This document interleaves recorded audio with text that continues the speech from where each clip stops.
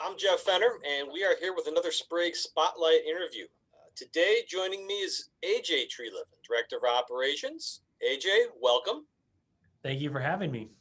Hey, AJ, to get this thing kicked off here, why don't you tell us a little bit about the new role? I mean, you've been with Sprague for a little while, but you got a new role that you took on last fall. Why don't you tell people about that? Yeah, so my new role as Director of Operations essentially rolls up everything we do in the field. So it includes everything that happens at the branches from an operations standpoint, our entire sales department, as well as our field-based admin, our branch administrative coordinators. How are you finding it so far? I love this side of the business. I love being involved in the operations. And really, it's where our business, our values, everything that we espouse to believe, it's where it meets the customer, right? It's where it meets the test. And so I think it's the best place to be. Right. I mean, you've been out in the field as a branch manager, region manager. What's different about this from those experiences? The main difference, and this is kind of the hard part, is uh, not being in the field as much. Not being able to be out there where the customers are, where our technicians are, where our sales team is. Just looking at it from a little bit of a higher view, and trying to make sure that I do a good job of getting everyone the support they need, not necessarily being that support myself. Right. Okay, this might be a little premature question, but you've only been in it for a few months. What's the most challenging thing that you've run across? I think it's a couple of different parts. One of the things that I do maybe not struggle with, but just the reality of the job is that normally by the time things make it to me, it's because it's a problem. It's not normally because something's gone so well that everyone wants to talk about it. It's normally that something has gone so far sideways, that it's made its way to me. And so, really trying to remember, and I think this is kind of true in the world right now, is that really that idea of like, you know, the news often tells you only the bad stuff, and remembering that the vast majority of everything happening is good, and looking for that good and finding opportunity to see those things, because the emails don't escalate or the phone calls don't happen unless there's something that's maybe gone wrong. Right. Let's change gears a little bit. Obviously, yourself and your cousin Ross and Paul, you're the fourth generation. There's not a lot of companies, regardless of what field, make it to that fourth generation.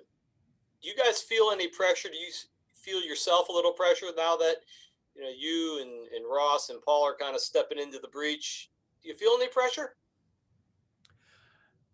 You know, I think that our family as a whole has done a really good job for decades on kind of laying out the realities of a family business, and making sure that everyone understands kind of their part in this ecosystem, and really looking at it more from, I mean, so yes, there's always pressure in any job, right? I think there's a little bit of added pressure just being family, but there's always trade-offs, right? Some of that added pressure to be accountable to your own family also has its great sides, because I get to work with my family, right? Like, so there is definitely a trade-off there where there's a little added pressure, or I'm not even sure if pressure is the term I would use, but kind of visibility, right?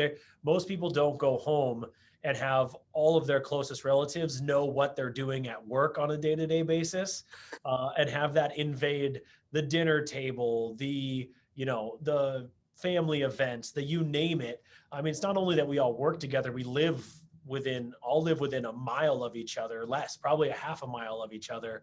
And that's also Ross's sister, Angela, who's on the board, is within that mile of the house. And so it really does kind of mean that a lot of the social part of your life is with people that also know everything about the work part of your life. And so that line really gets blurred. So it's not so much about the pressure, which there is, in any job, to deliver and to take care of everyone. But it's more about kind of that, just, it's got good and bad, and you kind of take it for what it is. Right. How do you make that separation? I mean, like you said, you've got proximity that you you work closely with your relatives, you live closely. where do you find, that separation, You know, between that? we I might say we don't, and that's by choice.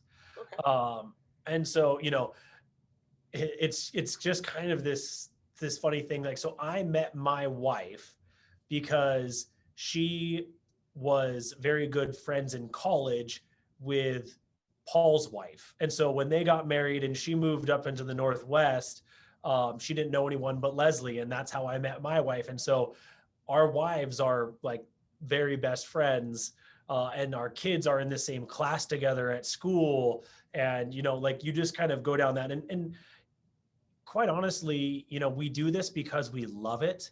We love working together. If we didn't like it, we wouldn't do it. And so I don't see it as a negative that we might hang out as a family and for 10 minutes we're talking about something that we all care about. It's something that's important to us. And so I don't really see that as, work-life balance to me is just, it's not work if I enjoy what I'm doing. I mean, I feel in balance as long as I'm getting fulfillment from it. Right. And for it to make it to the fourth generation, obviously that feeling has been in place for a while. I mean, maybe talk a little bit about the influence your dad, Alfie, I mean, your uncle Larry. Obviously, they learned it from their father because this has been, they said, passed down. Talk a little bit about those influences, not only professionally but maybe even personally.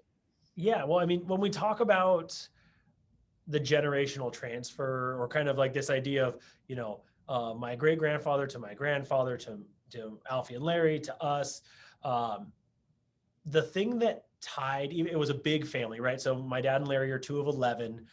There's six of us cousins in generation four, three kids on each side. But the tie for all the way through all of that was always the business, right? And so it was kind of this thing that even when we were little, it was a reason to be all together.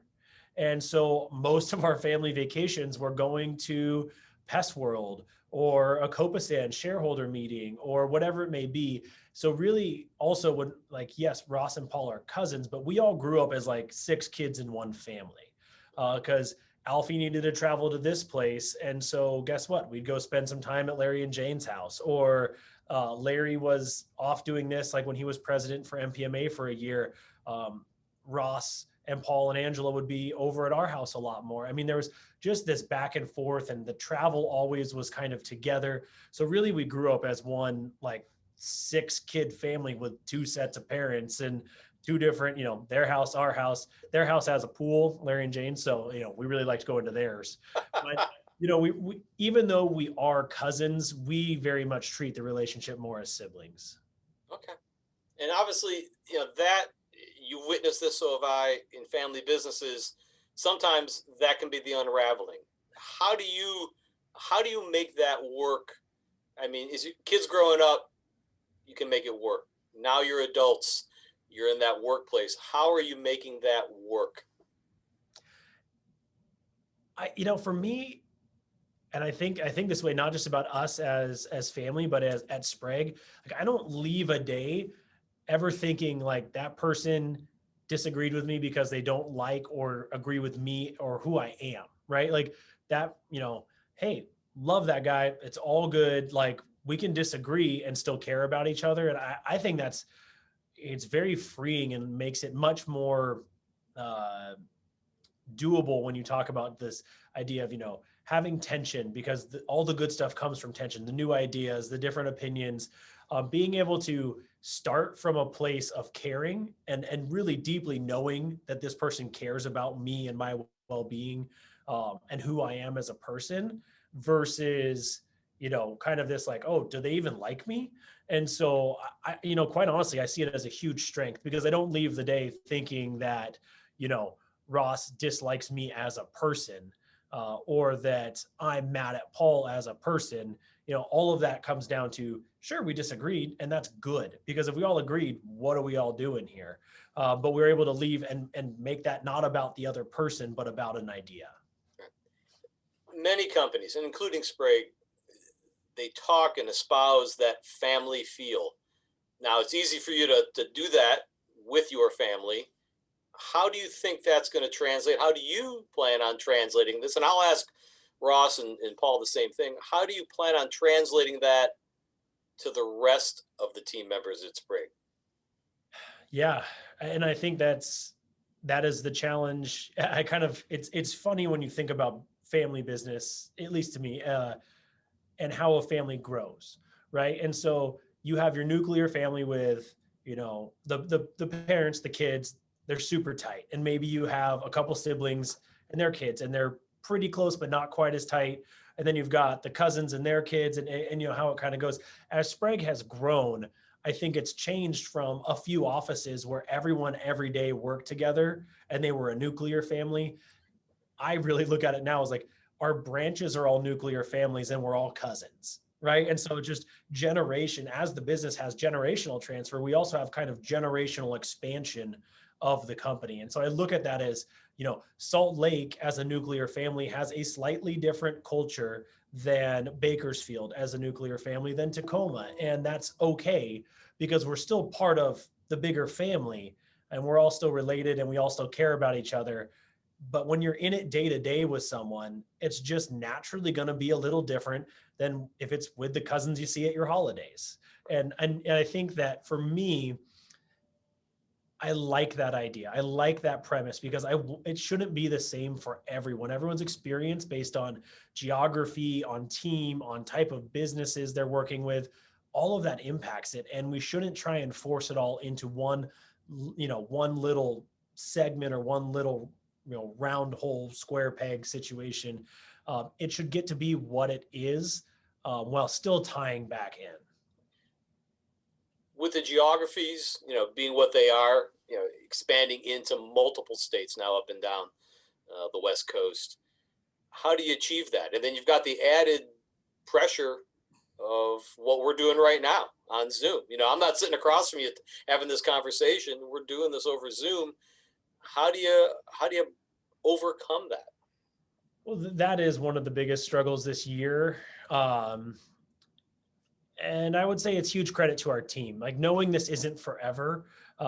We have great leadership throughout the company, people that I've worked with for years in my entire career. Some of them I've known since I was little, or at least really kind of coming out of college or all these different times in my life, that we have a deep enough culture and understanding of each other and relationship that they're really carrying that banner this year for 12, 18 months of this COVID situation. We're really relying on the relationships we have and the years we've built that, right? I think that's a huge superpower of Sprague is the tenure of our employees, and especially of our managers and their ability to carry that banner in their respective markets, for their teams without a ton of necessary, in-person supervision. Over time, yes, we need to get back out there. We need to be face to face with people as we all want to be. We talk about how in a family business, again, it flows like a family. So for Alfie and Larry, as they kind of change into their next roles and things, the business was their baby, and now they become the grandparents, right? And now their job is to, we always joke, spoil it and hand it back, which is definitely what they do with my kids.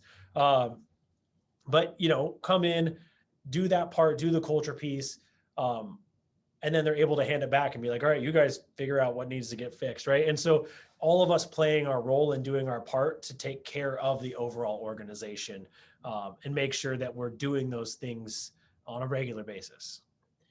The lessons that you've learned as a company through this pandemic, what's going to carry on? What has changed that you think is going to stay that way?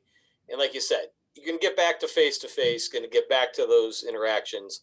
What do you think has changed, and maybe good, maybe bad, going forward? There's so much, and some of it is still so unknown. Um, I've been overwhelmingly impressed by the way we've adapted our training, and our technical team doing more consumable bite-sized pieces of training on a regular cadence, our investment into then recording and uploading so that people can grab those anytime they need, to kind of view or train at their leisure or whatever works in their schedule. The cadence by which the branches are now talking to each other, right? We have a lot of branches that are getting on and chatting together weekly, and going over just like quick little like, hey, here's what's going on. I think in a lot of ways people know more of what's going on than they ever did before, because it was like, oh, I'll just wait till the monthly meeting, and we'd come in, we'd do our thing, and we'd head back out. And now the coordination, the teamwork, everyone kind of pitching in and pulling the team out of spots they need to get out of, being able to be quick and responsive. It's a huge credit to what existed. It just kind of pulled the curtain back and showed everybody what was going on in a positive way. Switch gears a little bit and maybe jumping back to that family and presence and obviously the generations. Pest control was not your first choice of career. We talked about this. This is not something that you thought you were going to do. Tell us a little bit about how you kind of got back to the business. Yeah. Well, I think as with most people at Sprague, they did not foresee their career being in pest control. It's one of those places that I think once you're there, you're like, hey, this is awesome. But before that, you might not think that's where you're headed. So I grew up in the business, and just doing odd jobs. I mean, I can't tell you how many file boxes I've moved. I spent a whole summer scanning service reports into our servers, only to find out that the project wasn't going to work and they just got rid of it anyways in the end. And that was one of the most brutal jobs I think I've done, just scanning, save, scan, save for a summer. But turned 18, got my license, was supposed to work for Greg in Tacoma. I think it was like my second week, and they were like, Ross is shorthanded. You need to commute to Seattle every day. And I mean, this is back in the paper ticket days before we had handhelds. So I'd drive up early, like 3:30 in the morning, meet Ross at the office. He'd hand me a stack of paper tickets. I'd work until they were done, drive home, take a nap, turn around, drive back, and do it the next day. And I did that for the whole summer, went to college, came back the next summer, did it again. And again, was supposed to work in Tacoma, but I only made it one day before they said, Ross is shorthanded in Seattle. You need to start commuting. And so I ran downtown Seattle route. I was kind of Pike Place Market through the financial district down to Soto, and just absolutely fell in love with the work. But really still viewed it as kind of like, hey, this is a cool thing. I'm glad I got the experience. But I was in school. I was, on a track for supply chain operations management as well as international business. Didn't know where it was going to take me, but I never thought, and it was never with the goal in mind to be back at the family business. I was like, hey, I'm glad Ross is working there. I wanted to be there, but it wasn't really my plan. Left school, took an outside sales position in commercial insurance, and, pounded the pavement for 2 years doing outside sales for like high risk commercial insurance, oil distributors, car dealerships, that kind of stuff. Learned so much about sales and kind of just that process and training, and from an organization that was just a pure sales organization, but also burnt out, which was pretty common for them. They were, it was all work from home. Essentially, you turned on your computer when you woke up and you turned it off when you went to sleep. And that was kind of how you worked. And as I kind of went through that process, I really realized that what I was missing, what I didn't like about it, was I just didn't have a culture to be a part of. I was just a number at a big company, and whether I did well, whether I did bad, neither of those really mattered to them, right? Like no one knew who I was. I saw my boss once a month, and they would just check my numbers, and that was about it. And so I started kind of flirting with this idea of coming back to Sprague. And I think a big part of it is I didn't know how good the culture was at Sprague until I went somewhere else. Like I had to go and leave and see what it was like out in the real world and realize how unique Sprague was with all of that. And so having done that, that's really when I started to pursue coming back. And it just so happened at that time there was an opening in Seattle for sales. I was already doing sales. And so I stepped back into Sprague as a salesperson in Seattle. How was it coming back? What was your first couple of weeks on the job like coming back in after you were in Minnesota, right? Well, no, I had been in Minnesota for the first 8 months of that job. That's where they're headquartered. But my sales territory was essentially Olympia, Washington, south to the Oregon border. Okay. So that's where I was living and working. So I moved up to Seattle, which I wanted to do anyways. Quite honestly, I loved it. So I was going from an outside sales role where I was kind of like, here's the product, go try and sell it. But like, I didn't use the product. I didn't have an oil distributor company that I could use. Like coming back to Sprague and being passionate and understanding why we do what we did. I had so much fun in Seattle sales, being able to go out there and just represent who we were as a company and talk passionately every day about what it was we did and why we were worth what we were worth. Do you remember your first sale? I don't. Okay. Nope. Don't you have all the stack of paper tickets somewhere? By the time I came back, so my second summer is when we switched to PDAs and we had to do them dual. So I had to do a paper ticket and a PDA ticket for every account. And there are many people at this company that remember that year less than fondly like I do. But, I do remember my first day coming in, and we used to use these old yellow lead cards. They were like the size of a postcard, and they'd fill them out and leave them on your desk to follow up on. There must have been 300 backlogged. I mean, like the drawers were full. No one had, and I think my first 2 or 3 weeks, all I did was just sort through them and see oldest to newest and try and follow up on every single one of them. And I'm sure there were sales that came out of that, but we didn't have quite the tracking like we do now. Right. You are a Gonzaga grad. Yeah. And currently they're number 1 in the country. And this is a little known fact. You were the president of the Kennel Club. Would you like to explain to everyone what those duties entailed? Yeah. So the Kennel Club is the student organization. For the record, co-president. There's always 2 presidents. Okay. But essentially our job was to make sure people got pizza and got beer and then cheered loudly. And so it's a very simple mission. And I like to think that it was very clearly articulated because besides the student body that you are a part of for being a student, we were the largest organization on campus with about 70% of the student body paying to join.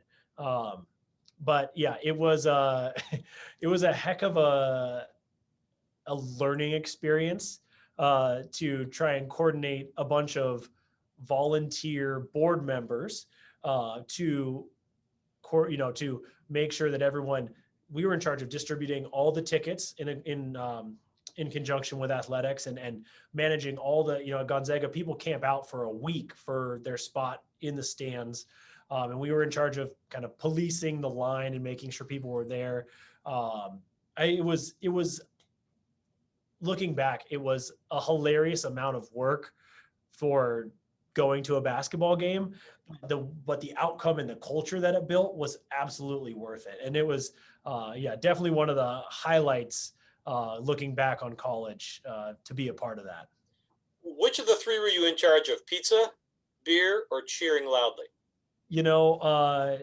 Technically we had a chairperson for each of those. So we had a board of about 12 and I was the help to oversee it. But in a previous year before I was co-president, I was in charge of both the research side. So we'd research all the opposing players to dig up dirt. And then Oppo research. The ticket distribution team. So yeah. You find yourself doing that in pest control now? No, the cheering part maybe a little bit. Okay, not the Oppo research. Okay, not so much.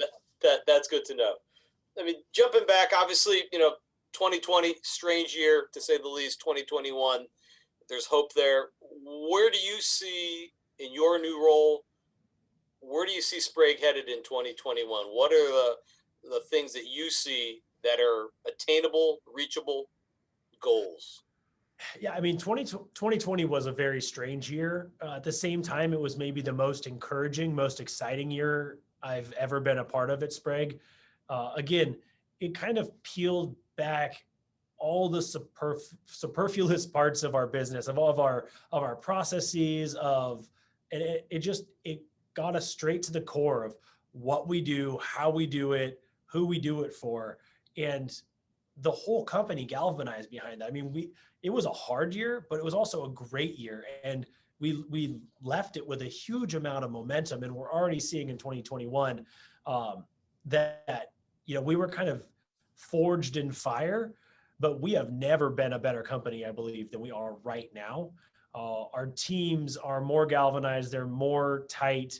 They understand the core better than ever. Our managers just managed through probably, well, fingers crossed, the craziest year of their careers.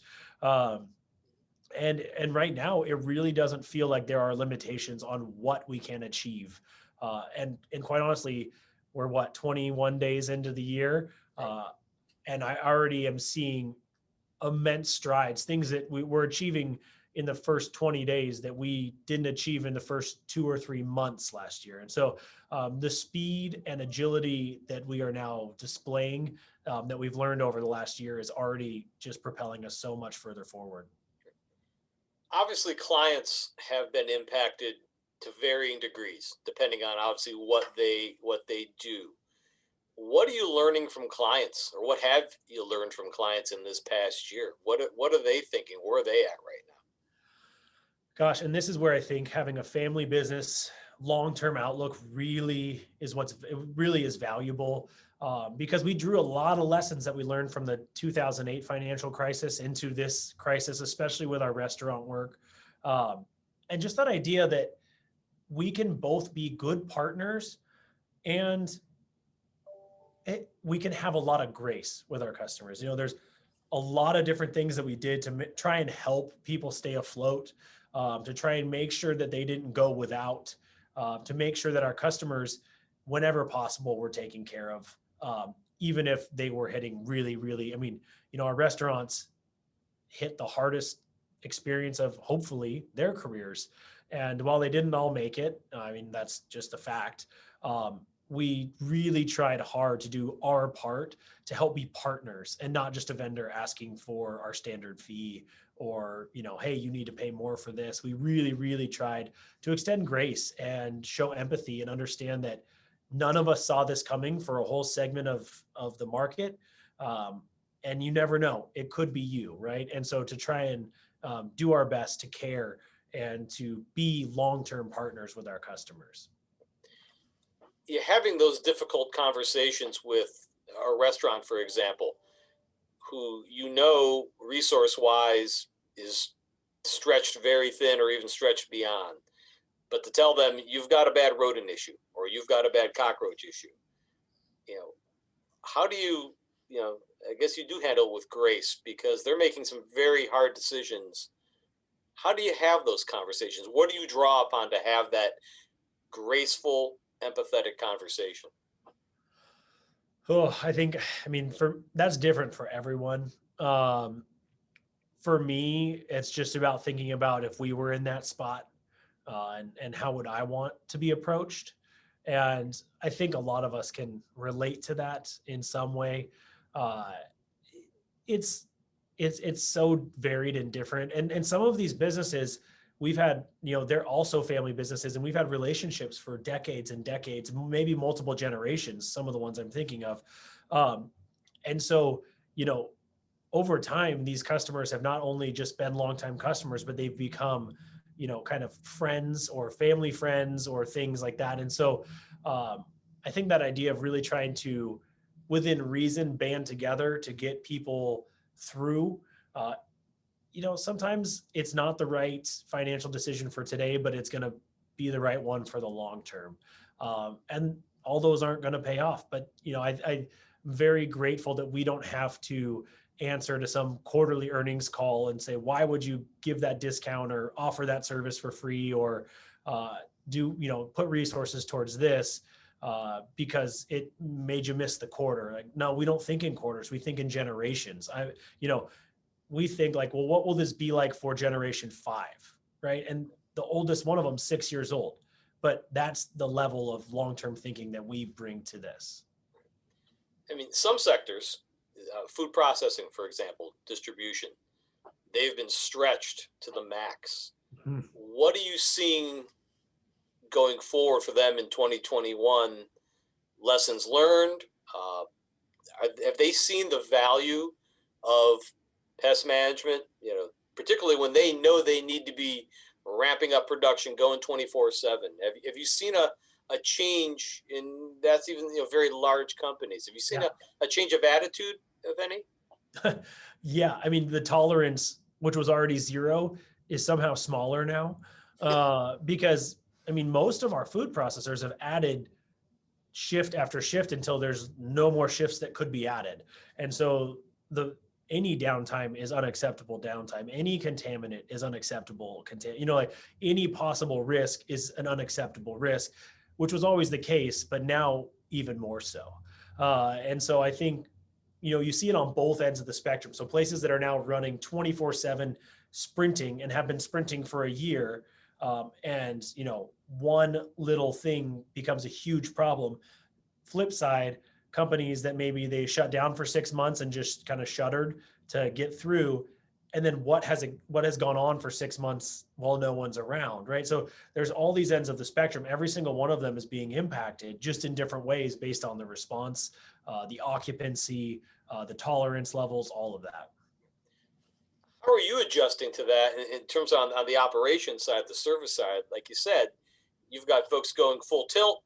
You've got somebody that may just be coming back in with a skeleton crew to get things restarted. How are you adjusting, and how are the branches adjusting in the field to meet that? You know, it's for us, it's a recommitment to our core values of response time, right? So and I think that's really been shown through our disinfecting services, is that someone will call at 3 o'clock on a Friday, and I mean, multiple times it's been salespeople, branch managers, you name it. They're like, all right, suiting up, and they're there in 2 hours because the customer can't operate until we get that place taken care of. They had a positive and they need it to be disinfected so they can get back to work. It's someone that's coming back and maybe they've been on hold for 6 months and we haven't been doing service, but they need our help right now. And it's like, all right, we're on the way. So really doubling down on our commitments around response time and out responding anyone else in the marketplace.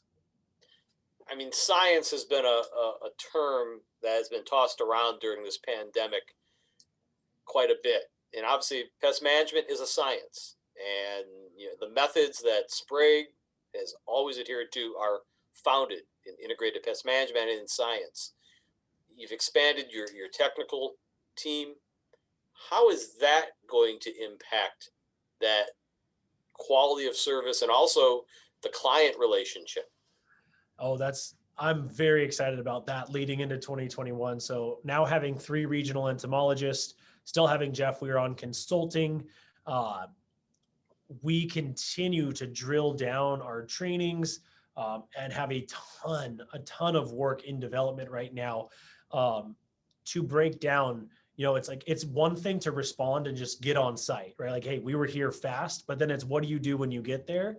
And we're very excited this year to start rolling out, okay, if it's X pest, we do this. If it's X, we do this, and have that checklist, have that punch list, and be able to boil that down by a roof rat means you need to come every X days and do this thing. But a Turkestan cockroach versus a German cockroach means you need to do this, this, and this, and create that in bite-sized consumable pieces for our technicians or our field staff to be able to readily access via mobile, pull up, make sure that they have standardized so they're not out there guessing or calling or asking. It's that not only can we respond quickly, we can do the right things based on science, based on biology to take care of the problem in the quickest, most effective manner possible. Are clients asking for more from their pest management provider than they were 5 years ago? Yes. I mean, I ask more of every vendor I have from 5 years ago, right? I think when things get tight, especially, scarcity creates a need for more value, right? So if I have finite resources, and a pandemic absolutely creates finite resources, uh, I need to make sure I'm getting the most for what I'm spending. And so I think really right now, clients are saying, not only do I need pest control, but I need to not have a problem in the first place, right? It's that really our focus on preventative. It's not that I need to have a problem and be able to call you and have you come fix it. It's that I need you to know that it's possible ahead of time, assess the risks, assess the exposures, and then prioritize them and take care of them one after the other so that you handle the problem before it ever becomes a problem.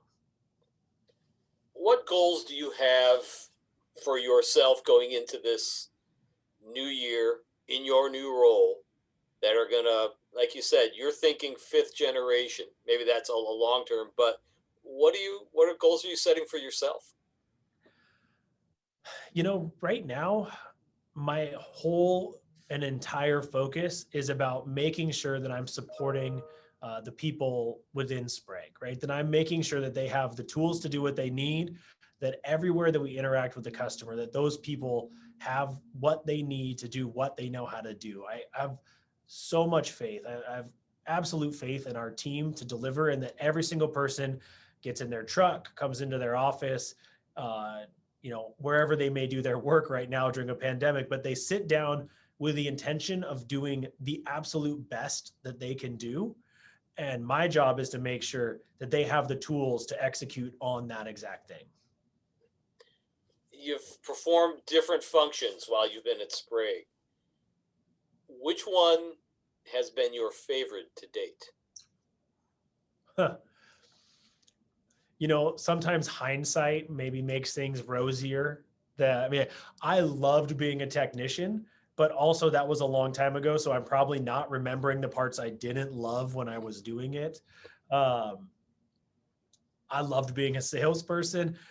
I will be forever grateful to Sprague for forcing me to move to Salt Lake City for 3 years. And the experiences that I got running that branch, that team, the life experiences that I got just in general by living somewhere different. And then being able to come back to a market like Seattle where I got to run the branch, run the district, run the region. I've enjoyed every role. They've all had parts that I didn't like. And I believe that's true in my role right now. There's parts I love. There's parts that in every job where you're like, oh, it's not my favorite, but you got to do it. So I guess I would say I like my role now the most, only because it's where I am. And I think I'm right where I'm supposed to be right now for the company. Thinking back to your technician days, strangest pest you ever encountered? I don't know what the pests were, but I had a lot of accounts that their foundations would tie into the old Seattle underground, not like the part they take you on tours of, but like the creepy part that's completely dark. And so I would go through the sub basements and the boiler rooms of these skyscrapers and out into like the old streets of downtown Seattle, and they would have bait stations out there.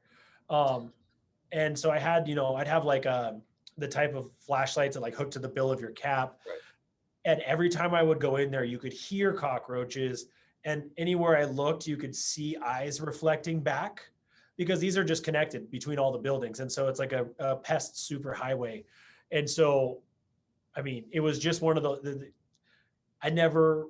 it was interesting, but also terrifying. I mean, Right. walk in and it's pitch black. All you can see is what your headlamp shows. And there's a lot of eyes reflecting back at you. So that was always one of those where, you know, you thought maybe I was like, maybe I should bring like a bat or something with me just in case things get too close. So, It sounds like a Netflix series you could have created out of your I'm adventures in sure, underground. I'm sure you could get a lot of views for someone going through the uncharted tunnels of old Seattle. Old Seattle. If you had a wish list for Sprague, what would it be? Oof.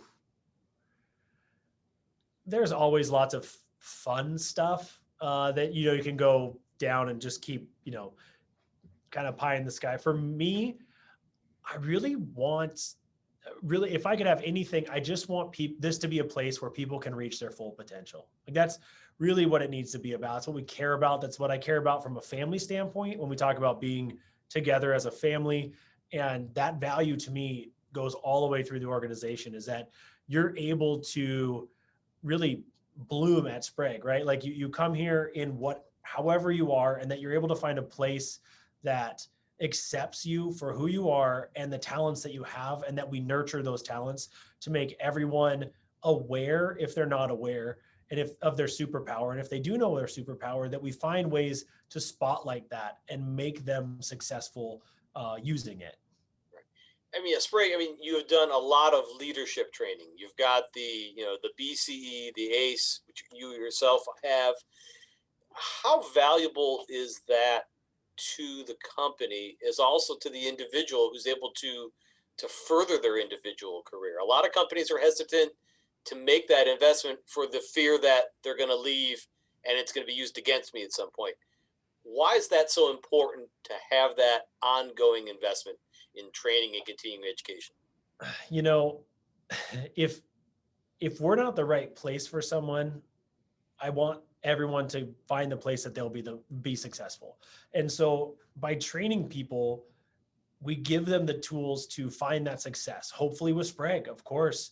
But that doesn't mean I want people that don't necessarily fit into the plan, or this isn't really what they want to do long term. I wouldn't want them to be less successful in their life, right? Every single person that comes through our doors as an employee becomes a part of the Sprague legacy. And so I don't know exactly, it's hard to put into words, but I care about the person that was here for 30 days as much as the person that they're successful, as much as someone that's here for 30 years is successful, right? Just because it doesn't end up being with us, I still want them to have the best possible life that they could have. And so, I think it's so frustrating at times to hear that, employers don't want to invest because what if they leave? Well, yeah, what if you don't invest and they stay? Right? Like, what do you really want a workforce that's not invested in? And so I think that's something that, looking at the industry, I know we do well, but it's nowhere near the level that we want to be at. We have much higher aspirations and goals when it comes to training, development, being a place where everyone can be who they are. Legacy is a word that gets tossed around in sports and in entertainment and in politics. What's the definition of legacy for Sprague?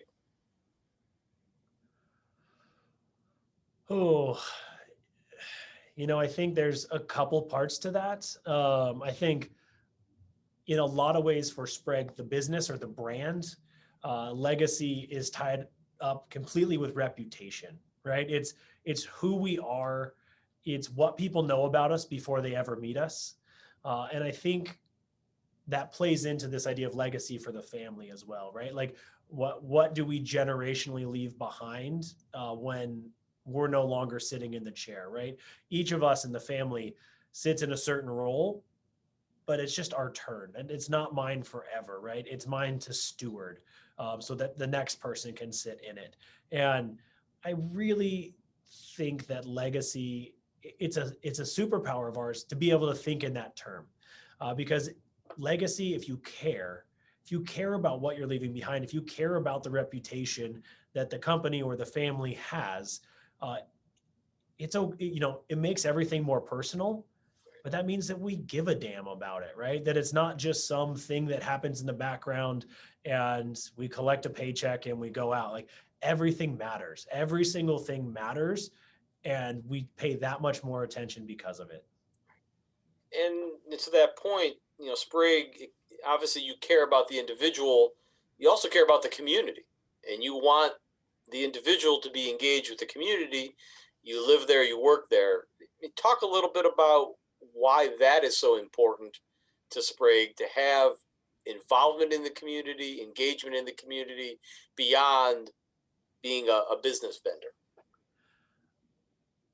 Engagement falls into so many different categories, and it's so impressive to see the way that our employees engage, especially because of the way we've structured our work schedules to be quite flexible, so that people can coach that soccer team or pursue that hobby. We have a ton of musicians, right, that use that flex schedule to have band practice and to gig and to do all these things that lead to a rich and diverse community outside of Sprague as well as inside of Sprague. And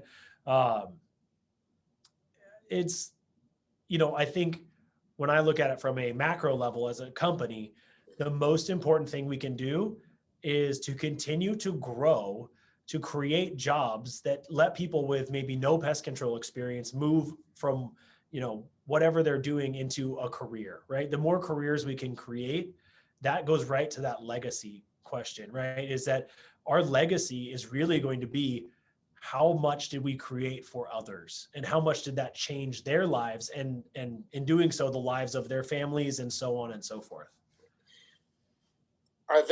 Is there a example or maybe a couple of examples that you're maybe most proud of a Sprague team member being engaged in that community, doing something that may not get any recognition on a macro scale, but that that just really made you proud to work with that individual? Every day. I mean, in my most recent role and kind of in my role now, I spend a lot of time kind of working with branch managers, regional managers, and just the way that they care and the way they talk about and worry about their team, it's unbelievable to witness, right? It fills up my cup to see them care so deeply about someone. It might not even, it's often not work related. This person's having a hard time because of X, or this is going on in their life. And how do we as a team care for them and get them through? And I see it every day, and it never stops leaving me awestruck to care that much with all the things that everyone has on their plate, to stop and worry about this person as an individual and not as what we need to get done. If you were talking to someone who was looking for a new job, maybe even a new career, they knew nothing about pest control, what would your elevator pitch be to them about Sprague?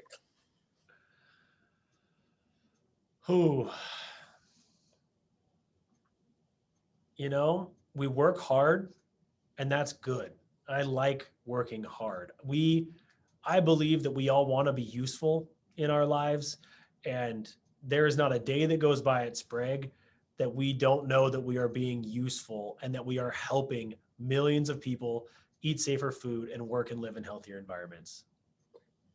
Okay, we'll get you out of this on this question. What does AJ do for fun outside of crawling underneath the old caverns of downtown Seattle? Oh man, there's pre-2 kids AJ and there's today AJ, and the fun is very different in that I had time before. But no, I love biking, both road biking and mountain biking. Tennis, I play as much tennis as I possibly can. Skiing, and really all things boat sport related. Spend a lot of time wake surfing and used to be water skiing and wakeboarding, but wake surfing's a lot easier on me these days. I got a few surgeries from behind the boat experience with some of the higher speed sports. And since my sister moved to Mexico, I've learned to surf on real ocean waves, not just behind a boat. So, quite honestly, I love to find sports that I'm a novice at, because you get better really fast. So I do a lot of things okay, and I'm good with that because I don't have the time to dedicate to being great at any of them. But I think it's fun to have a wide variety of options. So if someone says, you want to do this, to say sure and go learn it. Right. In your youth, you were quite a soccer player, I understand. Is that true? I played a lot of it. We could say that's quite a soccer player. I don't know from a skill level if I was quite a soccer player. Maybe that was the right term. I was kind of I wasn't quite a soccer player, but. Well, great. Well, AJ, I appreciate the time this afternoon. It was good catching up. All right. Thanks, Jeff. Okay.